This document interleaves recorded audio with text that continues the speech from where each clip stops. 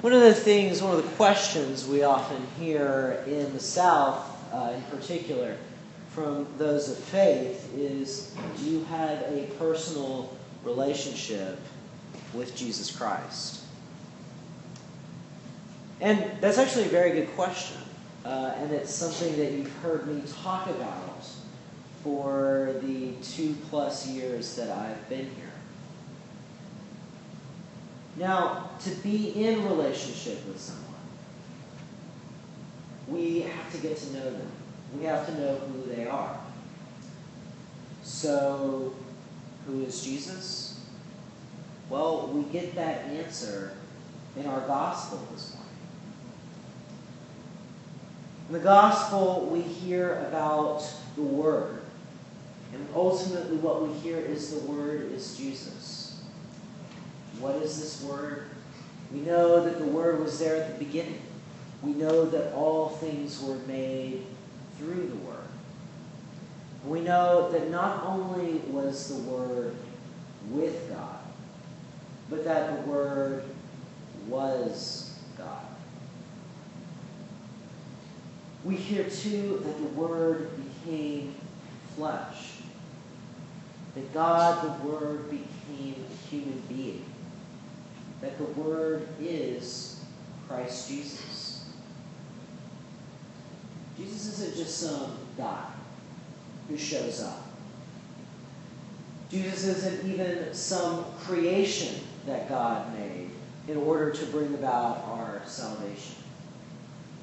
Jesus is God himself, the divine made flesh, who dwelled among us.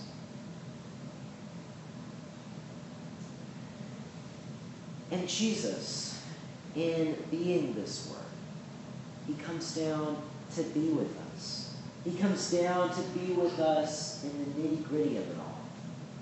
He comes down to roll his sleeves up and to get his hands dirty.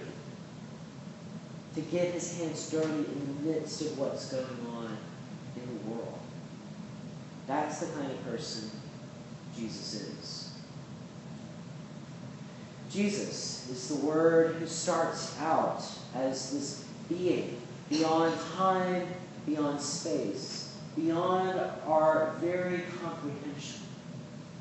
As the hymn says, he was immortal, invisible, and yet he came down, becoming mortal and very visible, and ultimately dying for us.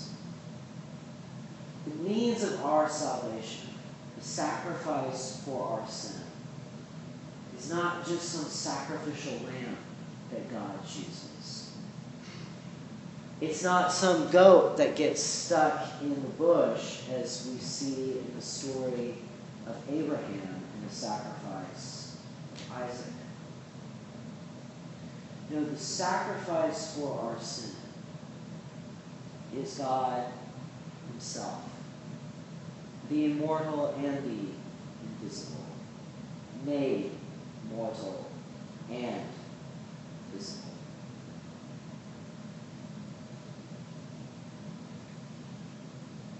The only reason that anyone would do this, that anyone would sacrifice this immortality, this beyondness that God has, is out of love.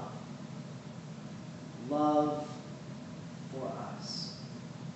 Love for the world. That's the reason that Jesus does this. That's who Jesus is. If it were any of us, I'm willing to say that we would probably delegate this task to someone else. God doesn't.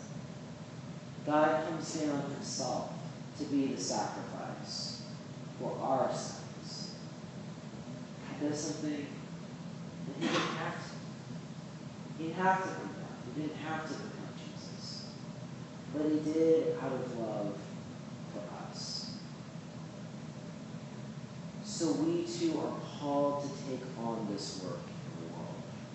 The work of loving one another.